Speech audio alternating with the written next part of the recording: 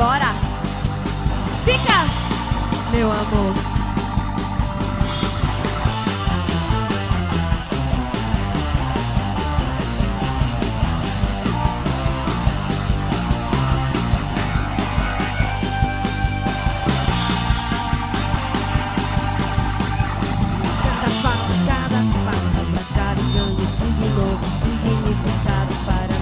Despertador, apagador, vai embora. Fica, meu amor. Cada fala, cada palavra, cada ganho, siga novo significado para mim. Despertador, apagador, vai embora. Fica, meu amor.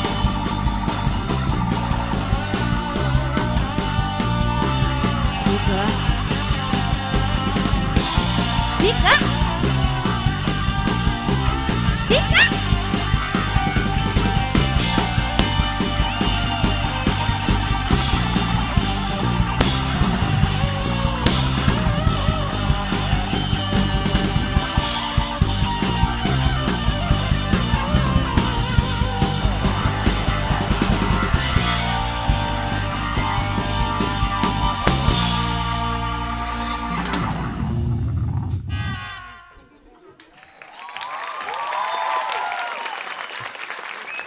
Oi, minha gente, eu sou Karina Burr. Boa tarde, bom dia, boa noite. E aqui comigo no baixo, Mal.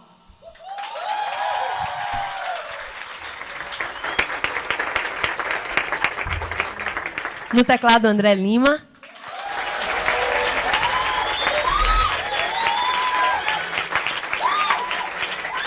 Na guitarra, Fernando Catatal.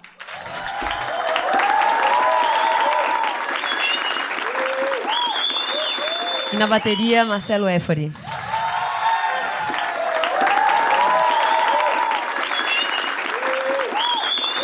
E eu, Karina Burr.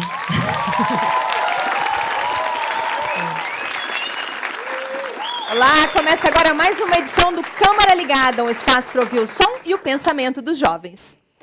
7 anos depois de ser escolhido para receber a Copa do Mundo e depois de gastar mais de 25 bilhões de reais, o Brasil entra agora na era dos mega-eventos. Será que a população tem conhecimento dos compromissos que o país assume ao sediar uma competição mundial? Investimentos, transparência, respeito às leis do país e tudo o que envolve a organização de um mega-evento é tema do Câmara Ligada de hoje. Mas antes de começar esse bate-papo, eu quero apresentar mais profundamente para vocês a Karina Burr.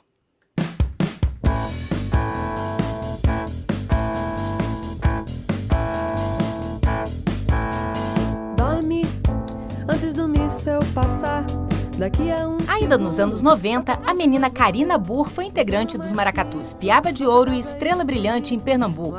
Ao longo de 2 décadas, a multi-instrumentista integrou várias bandas recifenses, esteve na primeira formação do Comadre Fulozinha e fez parcerias com DJ Dolores, Antônio Nóbrega, Mestre Ambrósio, Cidadão Instigado e muitos outros. Significado para mim, despertador, apagador, vai embora. Fica, meu amor.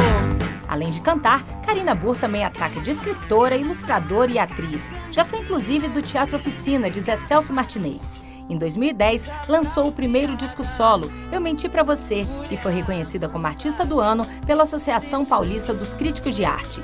No ano seguinte, veio o segundo CD, Longe de Onde, que rendeu a ela 3 indicações ao Video Music Brasil da MTV.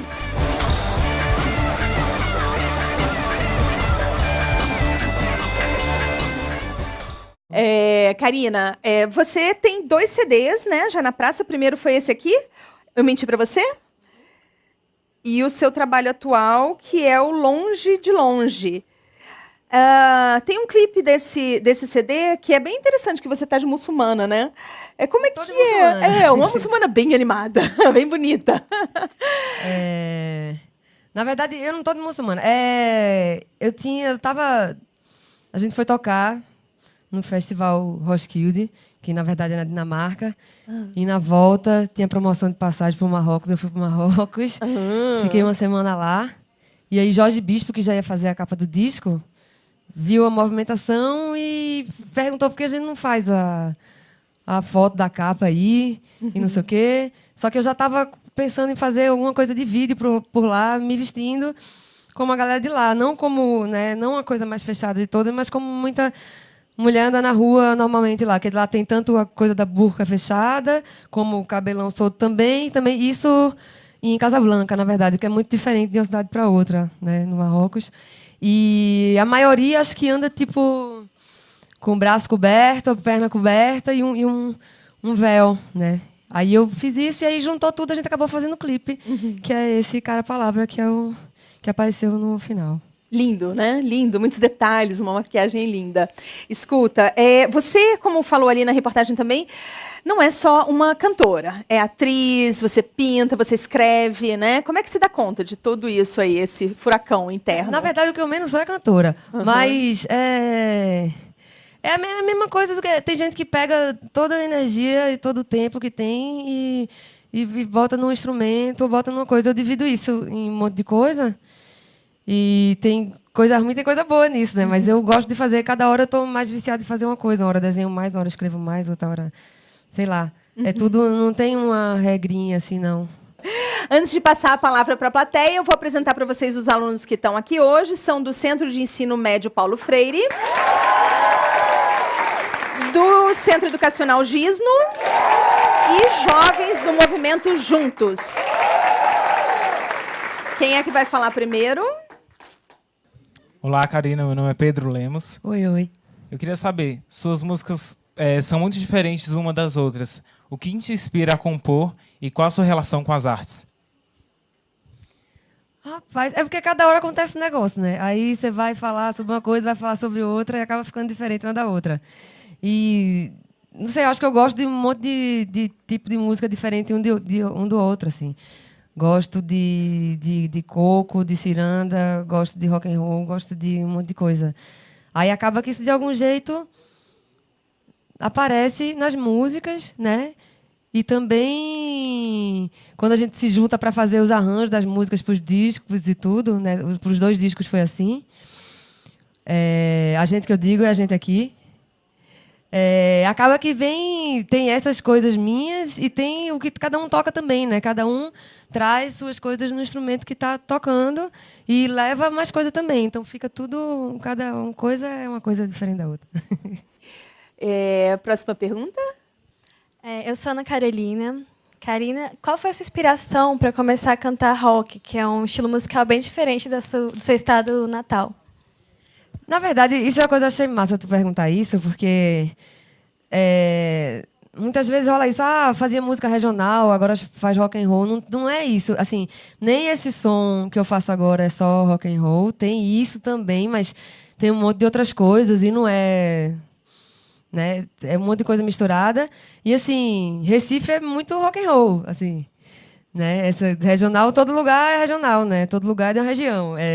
Mas se faz muito uma ideia de que normalmente é Rio, São Paulo, Belo Horizonte até entra, Brasília até entra, ali como o normal, e o que não é desses lugares é tido como regional, como exótico, mas Recife é muito rock and roll também. Karina, eu li em algum lugar que você foi para as ruas também em junho, participou de alguma manifestação. Só para retomar aqui, eu já introduzi o nosso tema, né, que são os mega eventos. O que te levou a ir para a rua? Na verdade, não foi a primeira vez que eu fui nessa época, não. Eu sempre fui, acompanho desde pequena, assim, na verdade. Eu lembro, desde 12 anos de idade, foi quando eu comecei a acompanhar, né, na campanha de Arraiz ainda. Na Direta Já, eu já estava com a blusa grande da minha tia, assim, de Direta Já. E na campanha de Arraiz, em 86... Não é de agora. E, na verdade, um monte de motivo levou um monte de gente para a rua, né? A princípio foi, sim, o aumento da passagem do ônibus em São Paulo, e depois virou uma coisa gigante, que foi muito também motivada pela violência da polícia. E aí depois virou uma coisa louca, né? Virou um monte de gente protestando por coisa real, um monte de gente atirando para tudo que é lá sem saber pelo que está lutando e falando um monte de coisa muito equivocada. Virou, mas no final eu achei bom porque apareceu tudo o que a gente é, o que o Brasil é, né? De bom e de ruim, foi aparecendo, mas o que levou para a rua é o que me leva sempre, assim. Mas eu acho que foi muito manipulado. Tudo que aconteceu de lá até aqui. Sempre é, né? Mas de lá até aqui foi muito manipulado pela mídia. Foi colocado como uma coisa que não era. Mas eu acho que todo mundo vai descobrindo isso por si e vai aparecendo a verdade das coisas. É melhor do que ficar lá assistindo televisão, né? Sem fazer nada. Melhor agir. Mas por outro lado também muita gente foi meio achando que estava indo por uma coisa quando era outra, sabe? Tem que estar esperto também, né? Para não ser usado.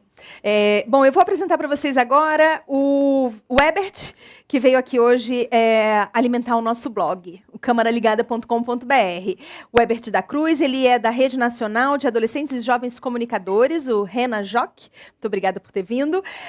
O Ebert, como é que a juventude comunicadora está acompanhando as discussões e participando, né, da fiscalização ou não dos preparativos para a Copa? Bem, oi. Bem, lá, a RENAJOC, né, ela é uma rede integrada de várias instituições, né, e uma delas é a Viração.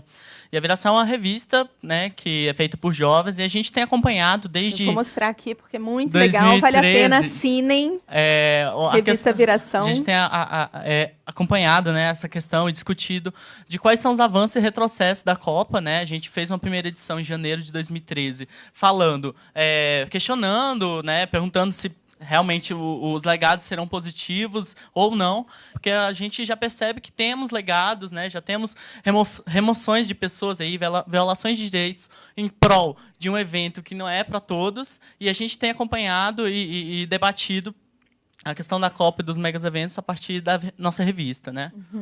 E vocês também fazem parte do Conselho Nacional da Juventude, né? Existe alguma atuação do Conselho em si?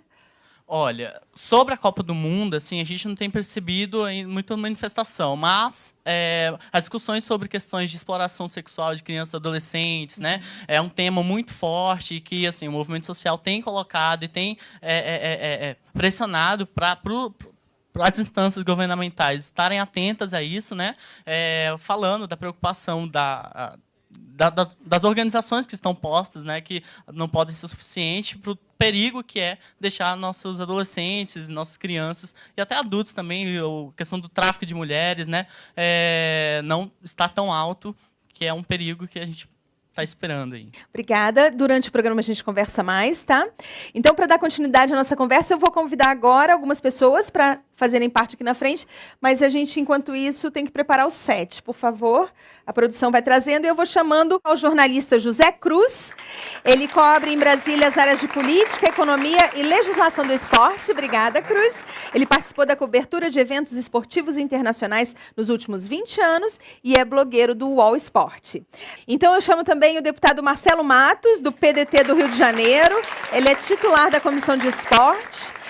Bem-vindo. Presidiu a subcomissão da Copa do Mundo e das Olimpíadas do Rio de Janeiro, que faz parte da Comissão de Fiscalização e Controle aqui da Câmara, e ele visitou obras com a Comissão Externa da Câmara, obras da Copa. Vem para cá também o Rodolfo Mor, ele também é jornalista, ativista do movimento Juntos, que reúne jovens de todo o país na luta pela educação e pelo fim da desigualdade. Será que as pessoas têm ideia do que faz parte desse pacote de receber, sediar um evento mundial? A gente fez uma reportagem para tentar explicar um pouquinho do que vem junto com a decisão de receber a Copa do Mundo.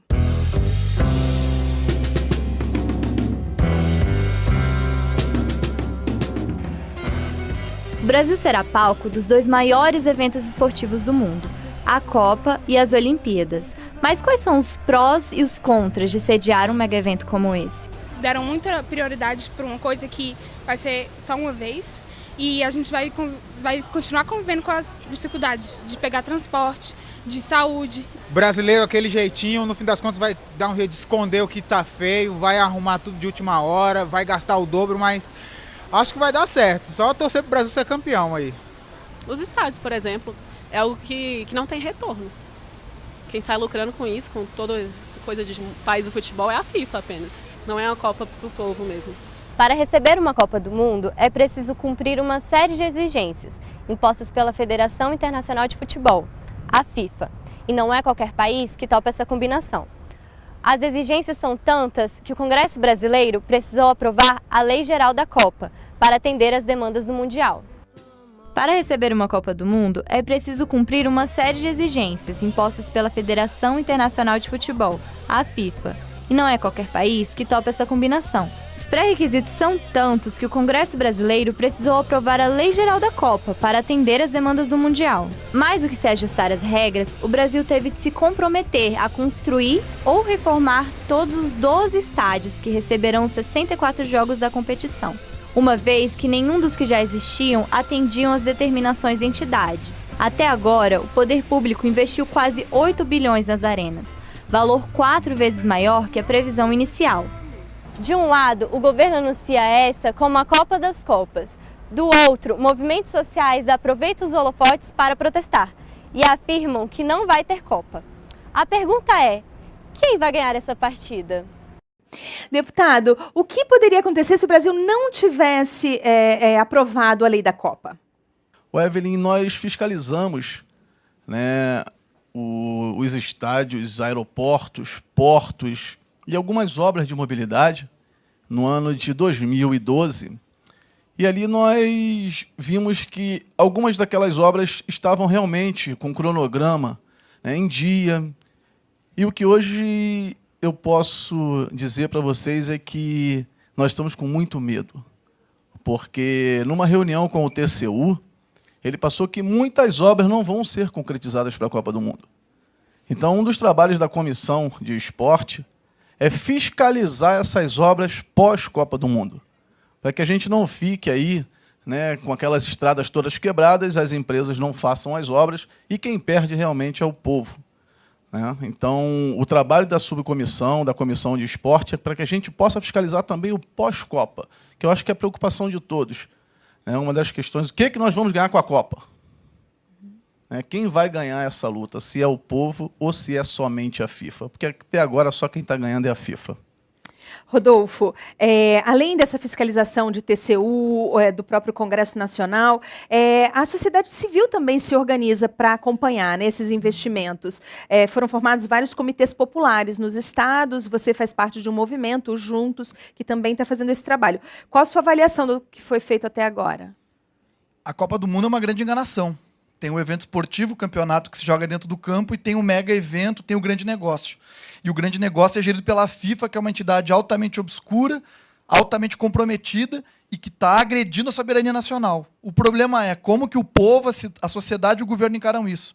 Infelizmente, estamos em times diferentes. O governo se vestiu com o fardamento da FIFA e nós, a juventude, eu reconheço muitos jovens do GIS, muitos jovens aqui do Paulo Freire que tiveram em várias passeatas conosco para dizer que o povo não está do lado da FIFA. Nós temos uma série de prioridades que precisam ser contempladas, da qual os estádios estão lá no rodapé da lista. E nós, infelizmente, tivemos que enfrentar vários ídolos nossos, como o Pelé e o Ronaldo, e eu acho que isso é parte da maturidade da democracia brasileira que está em jogo. Nós vamos ter uma Copa do Mundo da FIFA, do governo e da Polícia Militar reprimindo, ou nós vamos ter um país com dignidade, com saúde e educação? Essa batalha não vai ser jogada dentro do estádio Mané Garrincha ou do Maracanã. Ela está sendo jogada nas ruas do Brasil.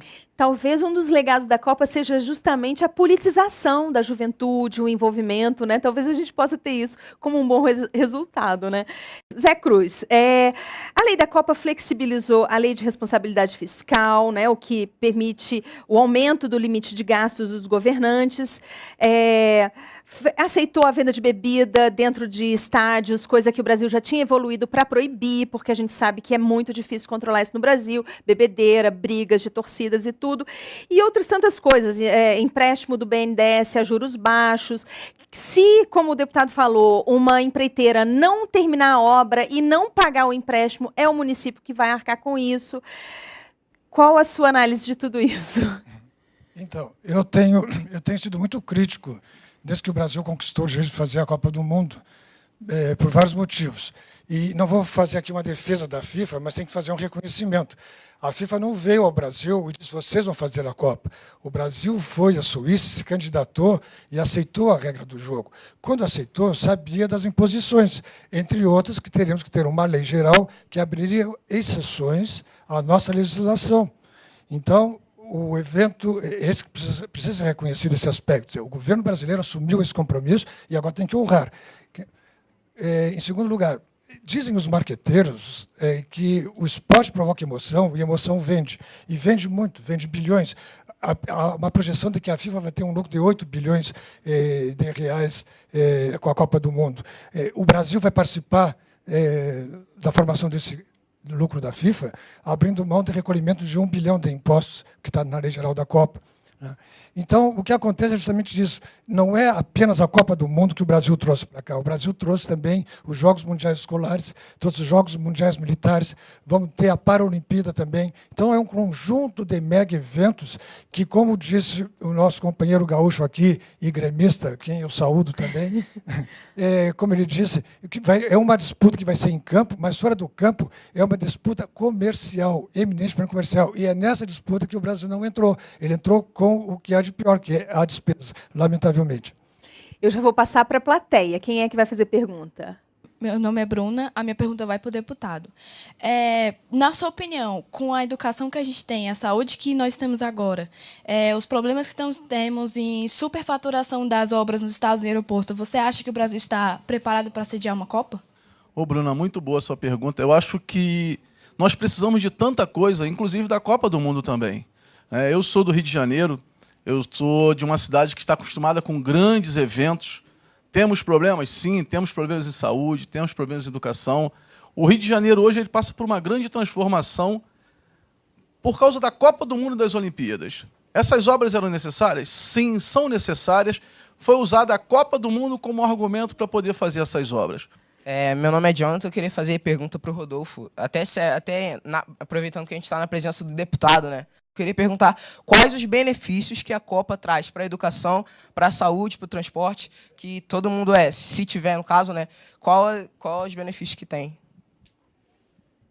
Essa resposta todo cidadão brasileiro pode dar porque tem sentido na pele, especialmente na cidade-sede.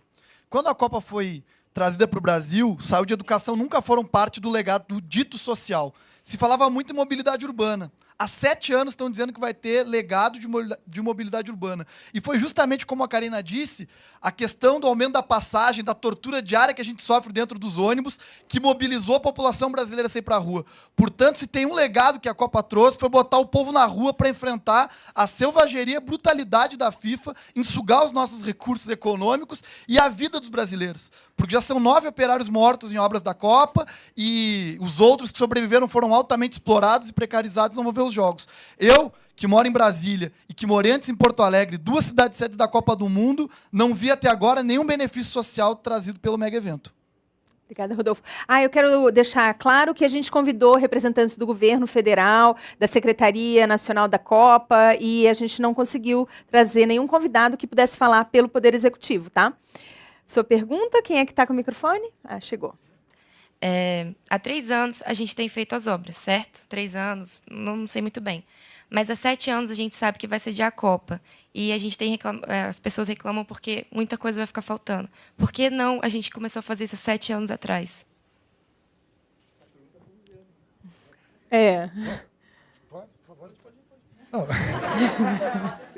Durante 5 Copas do Mundo, nós fomos para a rua festejar, nós fomos pentacampeões mundiais. Nós temos a cultura do futebol, não a cultura do esporte. E quando se conquistou o direito, essa é a minha avaliação, quando se conquistou o direito de sediar a Copa do Mundo, assim como a Olimpíada, foi uma decisão política e não uma decisão baseada em normas técnicas. Ouvindo a Fundação Getúlio Vargas, por exemplo, que tem estudos mostrando que capitais poderiam sediar a Copa do Mundo, etc. Então, foram decisões políticas. Nós não temos um comando central da Copa do Mundo, nós temos um comitê organizador da Copa, no Rio de Janeiro, que cuida da parte dos jogos, do evento em si. Mas, em nível de governo, nós não temos um comitê central, nós temos o ministro do Esporte, Aldo Rebelo, lamentavelmente, que fica correndo de norte a sul do país, dando entrevistas, explicações do que está acontecendo. E eu aproveito aqui até para abrir um parênteses para dizer, o ministro Aldo Rebelo, numa entrevista que ele deu à revista Veja, ele falou claramente que a Copa do Mundo não é um evento para o torcedor comum.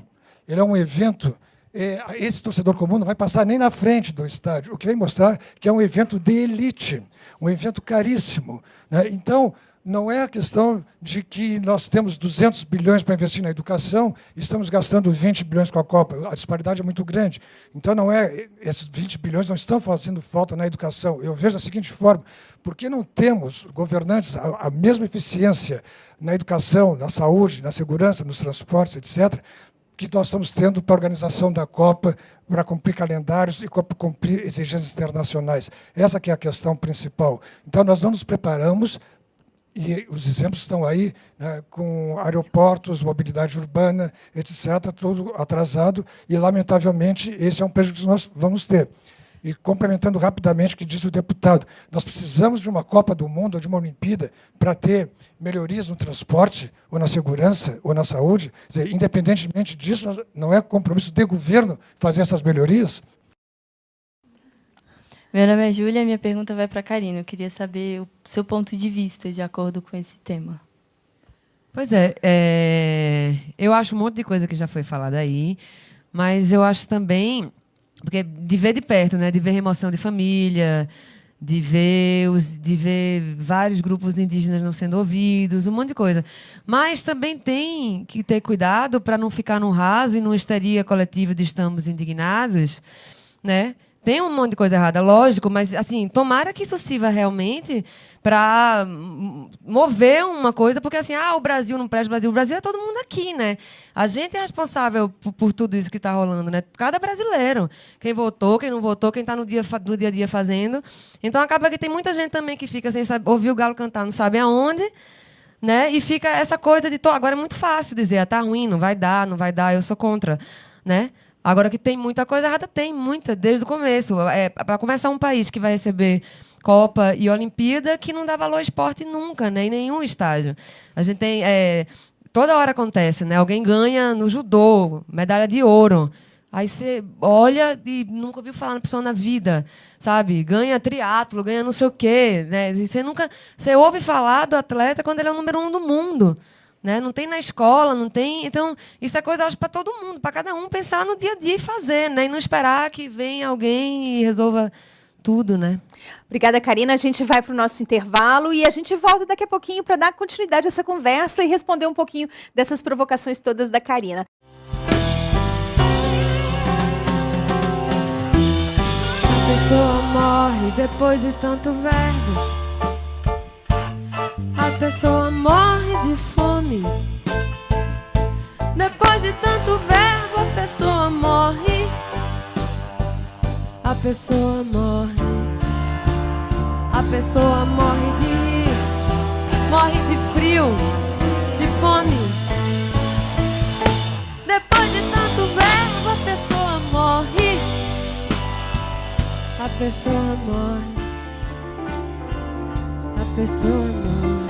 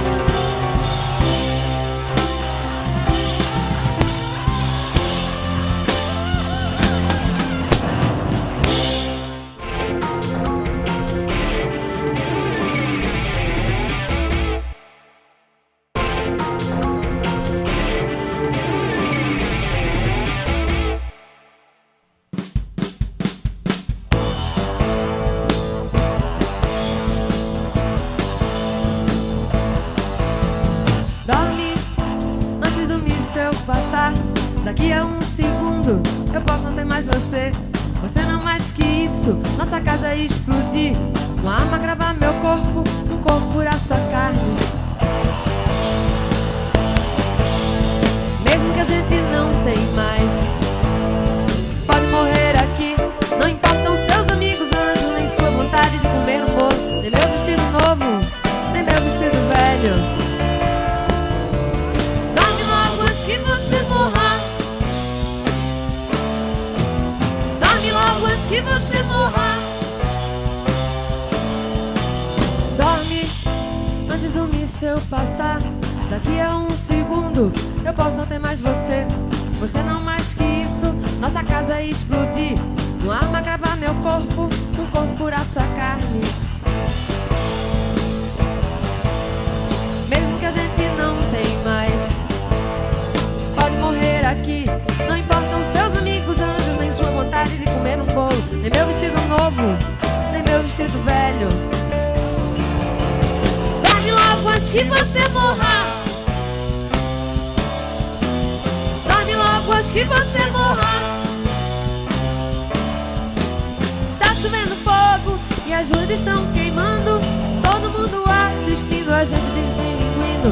Nosso sangue derretendo junto com o mundo que vai se acabando. Não deu certo, tanto trabalho, tanto tempo, planeta ser feito, gente ser feita. Não deu certo. Dorme logo antes que você morra. Dorme logo antes que você morra.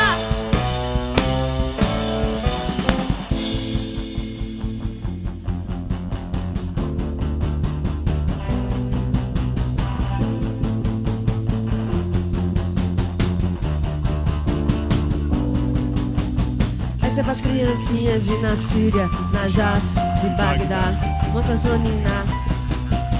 Essa é pras criancinhas e na Síria, na Jaf, de Bagdá, uma canção de niná.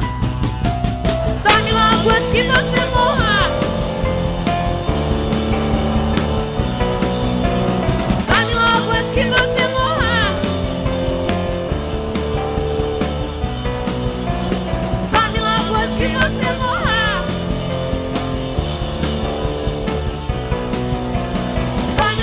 Que você morra.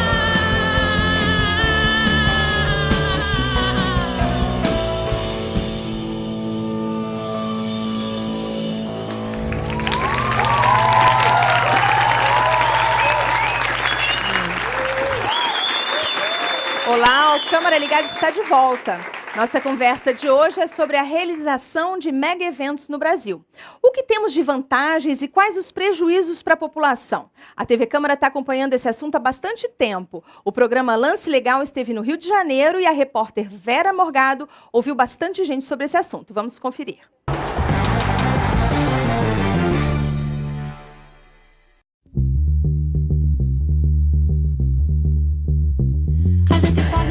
O Brasil já investiu 25 bilhões de reais na Copa.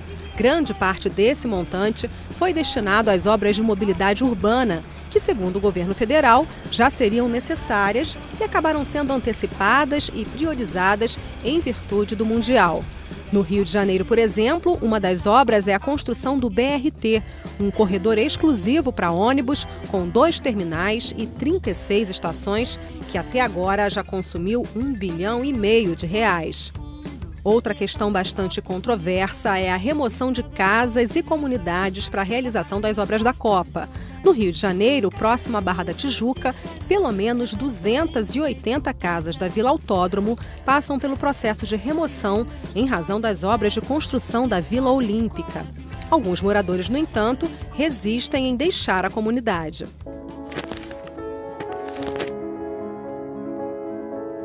A gente não concorda com a remoção da comunidade.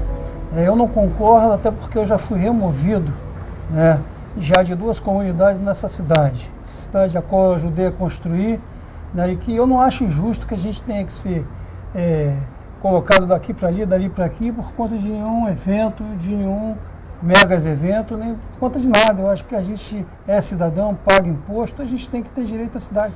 A cidade não pode ser partida.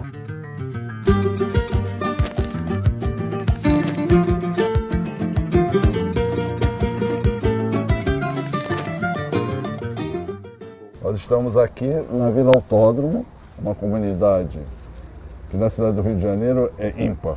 Aqui não temos traficantes, não temos grupos paramilitares. Essa comunidade está aqui há mais de 30 anos e ocupa esta área legalmente porque ela recebeu, no início dos anos 90, do governo do estado, a concessão de direito real de uso. Qual é a verdadeira razão, não a dita, a verdadeira razão para que eles queiram remover esta comunidade? É porque é um grande projeto de especulação imobiliária envolvido na operação do Parque Olímpico. Em Porto Alegre, um protesto pacífico e criativo tem chamado atenção nas redes sociais. O vídeo Porto Unhappy explora o cenário das obras inacabadas na capital gaúcha e já teve mais de 300 mil visualizações no YouTube.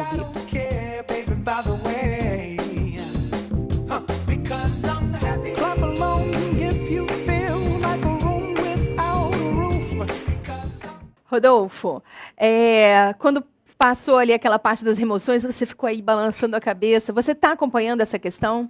Bastante, e não preciso nem detalhar muito que o presidente da Associação de Moradores e o professor falaram, são depoimentos muito contundentes. A força da especulação imobiliária sacudiu o Brasil.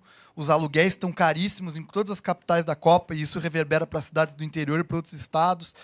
Muitas pessoas estão sem moradia. Agora está tendo esse processo na favela da Telerge, no Rio de Janeiro, como eles autodenominaram, aquela ocupação no terreno da Oi. São pessoas que não têm casa, são pessoas que não têm para onde ir, e são pessoas que estão sendo reprimidas pela polícia, sendo jogadas para morar na rua ou sendo assassinadas. Então, nós estamos vivendo um processo de violação dos direitos humanos quase sem precedentes na democracia recente que nós vivemos. Nos remetem a tempos sombrios da ditadura militar, e nós estamos tendo que enfrentar isso diariamente, porque spray de pimenta na cara do cidadão, bala de borracha, cadeia, isso existe na frente das câmeras, quando estão lá os repórteres, como o José Cruz e como vários outros colegas. Mas quando eles não estão, eles vão de fuzil, e infelizmente esse é o principal legado que a militarização dessas comunidades do Rio de Janeiro tem trazido. Isso nos toca, e por isso que a gente tem que se mobilizar junto com esse pessoal. Deputado, existem regras também para uma remoção, né? A pessoa tem que ficar no raio de onde ela já habita, tem um prazo para isso, tem uma indenização. Nada disso está sendo respeitado? Essa questão que o Rodolfo colocou da invasão lá da Telerge, né, no terreno, a gente vê que é uma organização, não é o povo, não é qualquer pessoa que está invadindo, né? É um movimento social que chegou e invadiu. O governo da presidenta Dilma, ela tem uma política habitacional, que é o programa Minha Casa Minha Vida, onde vem sendo construído várias residências, inclusive no Rio de Janeiro, em outros estados também, para facilitar a vida do cidadão. Só que nós não tínhamos uma política anterior da Copa preocupado com esses locais. Foi dito aqui que a Copa do Mundo ela já está sendo pensada há 7 anos. E as obras começaram há 3 anos atrás, muitas com atraso. Por que não se pensou antes numa política habitacional para que essas pessoas fossem chegar ali, conversado com elas, explicar por que elas vão sair dali? Muitos nem sabem por que vão sair dali. Muitos não sabem para onde vão. As estão sendo marcadas de maneira totalmente arbitrária. Muitos não sabem para onde vão, Rodolfo. Eu acho que teve também outras remoções, não só na parte, né, que é menos favorecida, mas houve também remoções em condomínios também no estado do Rio de Janeiro, não só nessa região. E ali as pessoas foram indenizadas e tiveram o recurso suficiente para comprar uma residência em outro lugar. Se falou aqui na especulação imobiliária, houve sim uma valorização dos imóveis muito grande no Rio de Janeiro. Quando se anunciou a Copa do Mundo, não sei aqui se alguém conhece ali a região do Recreio, houve uma valorização de 40% dos imóveis. E num momento desse, a pessoa tem que pegar uma indenização. Eu vi depoimentos de indenização de R$5.000 e vai procurar uma casa para morar. Sim, muitos não foi valorizado da maneira que tinha que ser. Uhum. Bom, antes de passar para a pergunta da plateia, eu quero falar para vocês que hoje a gente está recebendo alguns meninos do Gisno, né? Eles são deficientes auditivos e, inclusive, já tem uma pergunta ali de um deles.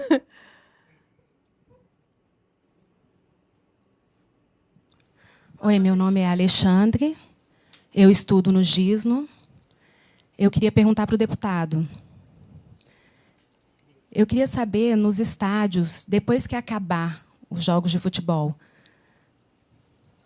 se o Brasil perder a Copa, tem pessoas que vão ficar nervosas, vão quebrar os estádios, vão brigar, vão sujar, pichar, e todo o dinheiro que foi gasto, tem segurança, tem polícia que possa dar segurança para as pessoas que vão estar lá com toda essa revolta que pode acontecer? Verdade. Alexandre, né? Isso. Alexandre, eu quero agradecer a sua pergunta. Nós todos vamos torcer para o Brasil ganhar, né? Toda a nossa torcida é para o Brasil ganhar a Copa. Mas a segurança dentro dos estádios é de responsabilidade da FIFA. né? No Brasil, ele fica com a segurança fora, né? A nossa segurança fora, e dentro dos estádios a FIFA. Eu não acredito que o povo vai quebrar, que o povo vai depredar. Eu acredito muito no povo brasileiro, né? Mas eu acredito que o nosso povo não vai fazer isso, porque é um bem que em outros lugares, eu acredito que nós vamos sim, nós vamos cuidar. Isso é o que nós vamos pedir ao povo brasileiro, que cuide, né? É o nosso legado. Conforme falou aqui, já gastou, já fez, por que nós vamos quebrar agora? Né? Vocês quebrariam a escola de vocês? Não, gente. A questão são os black blocs, né? É a violência que já está acontecendo, né? Que a gente espera que ela não contamine, né? Webert, vamos voltar com você então. Você estava querendo comentar bastante sobre o legado e a questão do esporte nas comunidades, né? Você acompanha isso aqui em Brasília também? Então, assim, eu acho que para além dessa questão do esporte, né, de pensar no esporte como direito, desde 2007, quando anunciaram que o Brasil ia ser sede Copa, né, sede da Copa do Mundo, acho que nunca teve uma reflexão profunda com as próprias pessoas, né? Tiveram várias críticas, qual vai ser a prioridade dos serviços que estarão, né, a dispor desse dinheiro. E, assim, a postura hoje do Estado está muito além da ideia de violar direitos, está contra a ideia do próprio Estado democrático que a gente quer, né? Assim, qual é o Estado democrático que você tem se você não dialoga com a população, se você coloca ali um tanque de guerra dentro da favela, apontado para os moradores, né? Qual é o legado que a gente quer realmente para a Copa? Eu acho que na vida daquelas pessoas, né? Isso bota aí dentro do saco remoções, né? A questão da exploração sexual, que no nosso país, no Norte e Nordeste, assim, eu acho que é o mais preocupante, que é a violação da integridade, da dignidade daquelas pessoas, né? E eu acho que a gente não pensou e não viu reflexo também do que aconteceu lá na África do Sul, né? Assim, a África do Sul aconteceu, a mídia colocou lá que estava tudo bem, mas depois da Copa escancarou todos os problemas que tiveram. Então, acho que a gente precisa refletir e cobrar realmente uma nova postura, uma postura mais digna para quem o Estado está a serviço, né? Se é da FIFA, se é dessas grandes empresas ou do povo. Obrigada, Webert. Tem uma pergunta ali. Olá, meu nome é Yane. Eu gostaria de perguntar para o José Cruz se ele acha certo a FIFA impor tantas regras, tantas normas e não pedir a opinião da população, que realmente é quem vai aproveitar a Copa do Mundo. Olha, eu volto a repetir aquilo que eu já tinha falado logo no início. Não foi a FIFA que nos impôs isso. Nós é que nos sujeitamos às regras da FIFA. A FIFA, quem quer fazer a Copa do Mundo, tem que obedecer essas regras. De tal forma que nós tivemos que aprovar uma lei aqui no Congresso Nacional. Câmara e Senado aprovaram a Lei Geral da Copa, abrindo as exceções. Nós poderíamos, naquele momento, já que aqui é a casa representativa da população, nós, nesse momento, os parlamentares poderiam ter dito, não, nós não vamos aceitar essas normas aqui. Há um deputado, se não me engano, o deputado Romário, ele está querendo mudar a legislação. Agora vai ser difícil mudar. A própria presidente da República não vai sancionar uma lei que venha a ser mudada depois que a gente assumiu esses compromissos, entende? Então, o que aconteceu? Houve uma decisão política com envolvimento do governo federal, governos dos estados, governos municipais, não ouviram a população, e eu acredito que se naquele momento tivesse ouvido, nós seríamos favoráveis. Quem não gostaria de ter uma Copa do Mundo no Brasil? Aqui nós estamos representando a Copa do Mundo, um evento patrocinado pela Coca-Cola, Visa, Adidas, Xerox, Kodak. As grandes empresas mundiais estão botando dinheiro, a televisão mundial está mostrando a imagem. Então, é um evento bilionário do qual nós poderíamos estar participando também desse negócio, e não estamos participando. Já tem pergunta ali. Oi. Então, meu nome é Paulo Vitor e eu gostaria de fazer uma pergunta ao Rodolfo, porque a FIFA ultimamente tem agido de maneira bem abusiva com a legislação brasileira. A questão da proibição de bebidas alcoólicas nos estádios já foi bastante discutida e é realmente bom que não se tenha uso de bebidas alcoólicas. E como o jornalista José falou, que algumas medidas o brasileiro teve que aceitar, o governo teve que aceitar, mas essa já é uma medida posterior. Então, por que o governo aceitou uma questão tão problemática assim, que pode piorar ainda mais a situação dos estádios? Minha opinião sincera? Eu acho que tem muita gente que botou dinheiro no bolso. Vamos ser muito coerentes com o que está acontecendo. O governo, o Congresso, o Judiciário, todas as autoridades do país baixar a cabeça para a FIFA, alguém está ganhando muito dinheiro nessa história. E são, por exemplo, os grandes empreiteiros, os grandes bancos. Aí vem agora banco botar musiquinha bonita na TV. A Fiat botou uma musiquinha bonita na TV, a gente botou o Vem Pra Rua, botamos milhões de pessoas na rua. Agora vai ter uma série de campanhas ufanistas e agora é a nossa hora de responder. Que país que a gente quer que vença essa Copa do Mundo? O país que nós estamos na rua batalhando, suando, e não é só na rua, nós estamos batalhando para poder chegar no trabalho, é uma luta no baú, no busão, no ônibus, cada lugar chama de um jeito. 2 horas no ônibus, chega no trabalho, aí depois passa por um massacre no trabalho, mais 2 horas para chegar em casa. E nós, que não temos nada a ver com esse jogo, que não ganhamos, não temos carro oficial, não ganhamos 14º, 15º salário, que não ganhamos um monte de mordomia, só nos resta protestar. E eu acho que nós temos condição de virar esse jogo e de, mesmo que não seja na Copa, em pouco tempo vencer esse jogo. Em especial na eleição, né? Em especial na eleição. Daqui a pouquinho a gente tem eleição e é hora, olha, aí sim, de virar o jogo. Esse negócio da eleição é muito bacana. Tem muita gente dizendo, vou votar nulo, vou votar num menos pior e tal. Eu acho que no dia da eleição nós temos que fazer protesto. Nós temos que estar tomando a esplanada. Nós temos que votar, tem que cumprir a obrigação. Vai lá ou faz o que quer, cada um vai lá fazer o que achar melhor, mas depois todo mundo para o Congresso, para frente do Congresso, para frente do Palácio do Planalto. Nós aqui de Brasília temos essa responsabilidade. E o Juntos, eu sei que tem vários aqui, que a gente se encontra nas passeatas, o próprio Paulo já vinha algumas, a gente vai se encontrar para fazer a nossa parte, que vai passar pela eleição, mas não vai acabar nela, muito longe de acabar em Copa e de acabar na eleição. Oi, meu nome é Larissa, eu sou do Paulo Freire e a minha pergunta é para o deputado. Eu queria saber como vai ficar a imagem do Brasil depois que os estrangeiros vier para cá, que vai ter protesto sim, e realmente vai ser meio que uma bagunça, porque o povo realmente está revoltado com isso. Eu queria saber como vai ficar a imagem do Brasil para o pessoal lá fora, já que a gente é sede da Copa e tal. Quero saber como vai ficar isso. E a decisão inicial era justamente de atrair turista, né? Como é seu nome mesmo? Larissa. Larissa, existe hoje, né? A Copa do Mundo é um evento que vai marcar e vai ser transmitida para o mundo todo. Vai depender do que as emissoras vão querer transmitir e passar para o mundo. Se eles quiserem passar só o futebol, a imagem que vai ficar lá fora é só do futebol. Nós vamos ter os vídeos, os movimentos que vão tentar passar. Agora nós vamos depender das emissoras de TV. O que eles vão querer mostrar para o mundo? Que nós já tivemos. Na Copa das Confederações, tivemos os movimentos onde se passou, algumas emissoras transmitiram para o mundo todo. Será que as outras vão querer transmitir? Mas também, cada vez mais, não são só as emissoras de TV, né? Não, tem a mídia hoje, né? Como eu falei, um celular, você coloca para o mundo todo. Você transmite para o mundo todo. Como vai ficar a imagem do Brasil lá fora? Né? A imagem do Brasil hoje, que é passada lá fora, é do roubo. Essa semana passou um noticiário numa emissora de TV, onde o repórter estava entrevistando uma senhora no Rio de Janeiro, e aquilo ali é todo dia. Fora lá fora tá uma merda também, né? O que os gringos vão achar? Os gringos estão quebrando o mundo todo faz muito tempo. Tem que ser qual a imagem do Brasil pra gente aqui, né? Não a imagem do Brasil lá fora pra quem? Para os Estados Unidos, pra Europa, que sempre escravizaram todo mundo, que sempre fizeram isso, que participam disso, que a FIFA representa, né? O problema não é a vergonhinha que a gente vai passar lá fora, o problema é isso aqui, que a gente tem que resolver e logo, né? E sempre, é uma coisa de sempre. Eu acho que isso da imagem lá fora, eles estão com o filme queimadíssimo há muito tempo. Não acho que o problema seja a imagem do Brasil lá fora, não. É a imagem do Brasil pra gente mesmo, assim. A gente já está se encaminhando para o encerramento. Eu queria... a gente fez um programa sobre mega eventos e a gente falou muito mal de todo o processo. Vocês conseguem ver alguma coisa positiva? Eu consigo.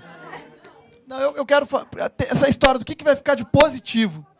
O que vai acontecer de imagem, essa identidade. Acho que o brasileiro resgatou muito da autoestima nesse processo de enfrentamento. Nós estamos deixando aquela imagem de um povo que era aparentemente passivo, porque isso é uma imagem nojenta que as elites do Brasil construíram. O Brasil tem milhares de heróis e mártires que resistiram em Canudos, que resistiram em vários processos, resistiram na ditadura militar. Só que agora nós vamos ter milhões de heróis. Jovens, meninas, meninos, homens, mulheres, idosos, idosas. Nós vamos ter uma geração que assumiu a responsabilidade de fazer alguma coisa diferente pelo país.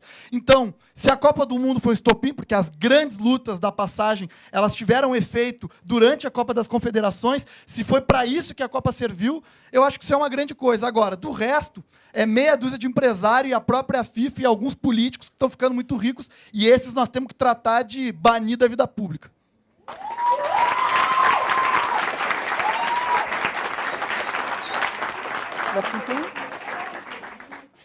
Eu acho um aspecto positivo mesmo.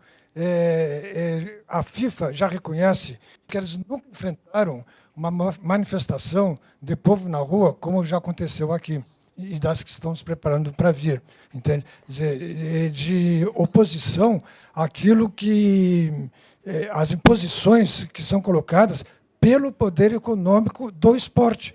Aquilo que era lazer, aquilo que era para fazer a festa do povo, né, não está sendo do Brasil. Está sendo uma festa eminentemente econômica para poucos ganharem muito. Essa que é a realidade. E assim a gente encerra o programa de hoje. Para ficar mais pertinho do Câmara Ligada, acompanhar os nossos bastidores, mandar sugestões e críticas, passa lá no camaraligada.com.br. Quer vir participar da gravação? Entra no blog, procura o contato da nossa produção, que a gente convida a sua escola. Todo mundo pode curtir nossa página no Facebook, com fotos e vídeos do programa, e também acompanhar as novidades e os sorteios pelo Twitter. E ainda curtir as nossas fotos no Instagram. A gente sempre pede para plateia que tirou fotos aqui durante a gravação que poste lá com o @Câmara Ligada para compartilhar com todo mundo. Falou?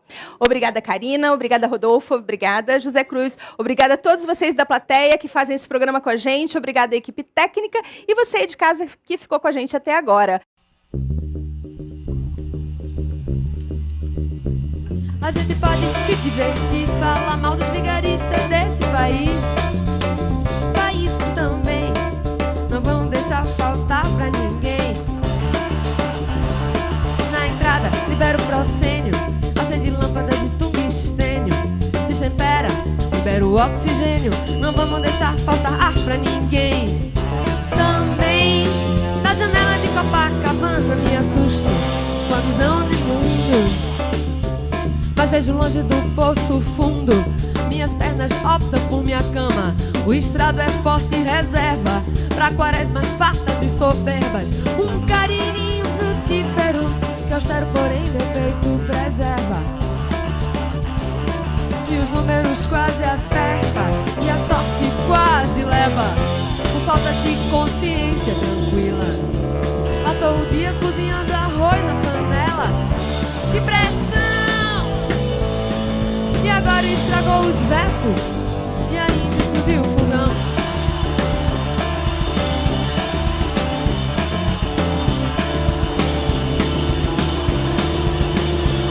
A gente pode se divertir, falar mal dos vigaristas desse país e de outros países também. Não vamos deixar faltar pra ninguém. Na entrada, libera o proscênio, acende lâmpadas de tungstênio. Destempera, libera o oxigênio, não vamos deixar faltar ar pra ninguém. Também, da janela de Copacabana me assusto com a visão de mundo. Mas vejo longe do poço fundo, minhas pernas optam por minha cama. O estrado é forte e reserva pra quaresmas fartas e soberbas. Um carininho frutífero que austero, porém, meu peito preserva. E os números quase acerta e a sorte quase leva. Por falta de consciência tranquila, passou o dia cozinhando arroz na panela. Que pressão! E agora estragou os versos e ainda explodiu o fogão.